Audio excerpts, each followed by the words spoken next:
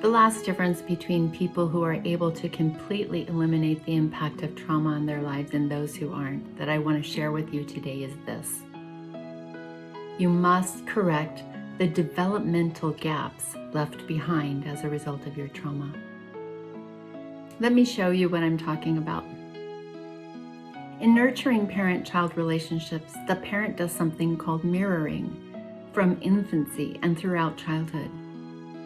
It's providing an accurate and loving reflection back to the child of the child's needs and emotions. What this does for the child is several things. It fosters a sense of security and solid identity. It teaches the child about feelings, both what they are and that it's okay to feel. It teaches the child how to regulate emotions. It teaches the child that he or she is valuable, and so much more. Abusive or neglectful caregivers just don't provide mirroring, because abuse is the opposite of mirroring.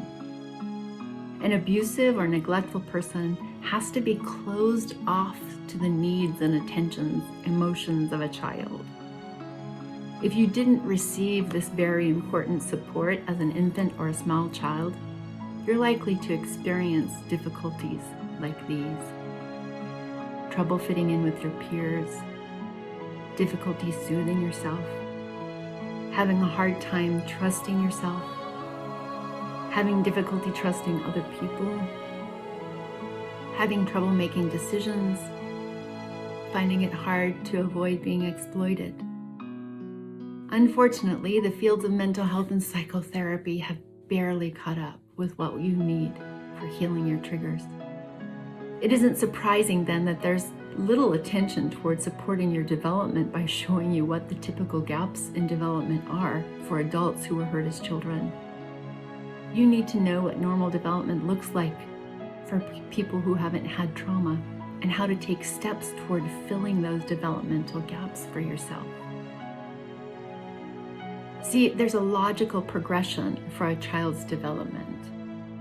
And that logical progression can't be skipped over or suddenly just picked up. A baby first is completely focused on sensations in their body and on learning how to get basic needs met. First with demands, and then later the child learns socially appropriate ways to get those needs met. The next step in development supports the child toward focusing outwardly to social relationships. If you missed any of those steps, your growth has to take the normal steps of progression. There's no getting around it.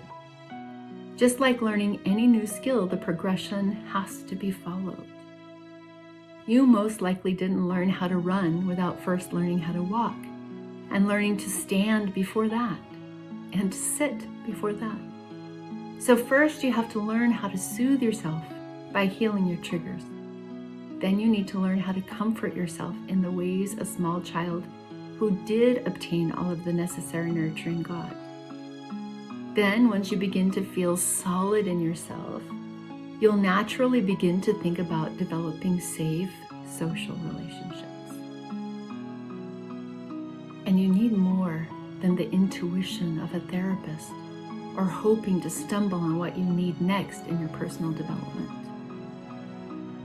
You need a consistent guidepost telling you what normal development looks like and how to take small steps on a consistent basis to get you there. You need to know that you're okay and that it's okay to make mistakes and that all of us are learning. You need someone to show you the path and to cheer you along the way. Because things like self-acceptance or self-care or peace of mind or social skills or the ability to deal positively with conflict don't just magically appear or come after a great therapeutic insight. Developing these skills takes having the right information, practice, guidance, patience, and persistence. But you can do it. Because here's the most amazing bonus. Very often, developmental gaps, once you see them, are reinforced by triggers.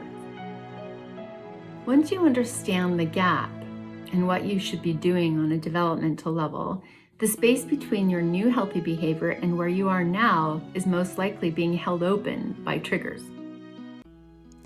Let me give you an example so you can really understand how triggers maintain the gap between where you are developmentally and where you want to be. I've mentioned several developmental gaps over these videos. I mentioned the inability to self-soothe. This is a piece of development that should be attained in infancy. But being triggered in a way that makes sleep difficult blocks that ability. The gap between not being able to rest and resting peacefully for trauma survivors involves healing the trigger of not feeling safe at night. Erase that trigger and your development can progress as it normally would, so you can soothe yourself at night to get to sleep. I also mentioned the inability to set emotional boundaries. Toddlers should learn this when they're around 2 years old, saying things like no and mine and I do it. If you weren't allowed to do this as a toddler, then the developmental gaps you experience is the ability to set boundaries for yourself now. Heal the trigger responsible for your fear of setting boundaries, and that gap is closed. The same thing is true for every area of development that you missed because of your trauma. If you have difficulty with self-acceptance, there are triggers keeping you from developing it. Heal the triggers and you can develop self-acceptance as you normally would have had the trauma not arrested your development.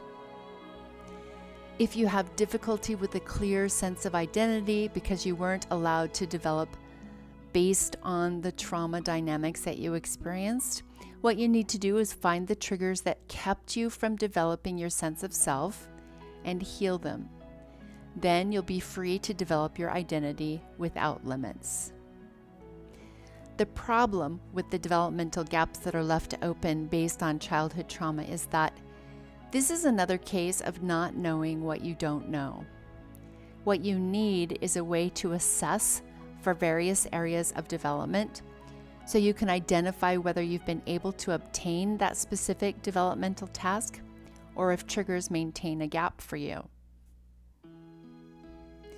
The Skill Builder monthly newsletter outlines what normal development should look like and points you to where potential triggers may be for you so you can heal the triggers that maintain those gaps. It gives you the education and exercises to do every month to keep you informed about where your growth should continue as you continue to watch for and heal your triggers, so you can close those developmental gaps and be where you would have been if that trauma hadn't happened for you. And you can take everything you've already learned and your skills for self-healing and just keep repeating the process over and over until you are where you want to be in your life. You'll be accepting and compassionate toward yourself. You'll have a clear sense of who you are. You'll know how to protect yourself from people who would treat you poorly. You'll be able to ask for help, draw comfort from relationships, and give back in healthy, satisfying ways. You'll be able to relax. You'll be able to motivate yourself toward your goals and dreams. And most of all, you'll know that you can overcome anything that comes across your path because you've overcome and conquered so much. You'll feel free and safe and happy like you've never imagined before. So we've made it through all 6 videos about why some people are able to completely heal their trauma and why other people can't. I'm so excited that you've gotten this far, and I want to say congratulations to you. Please join me tomorrow when I tell you everything that you're going to get inside the Trauma Erase Method Academy when you join me. We'll see you tomorrow.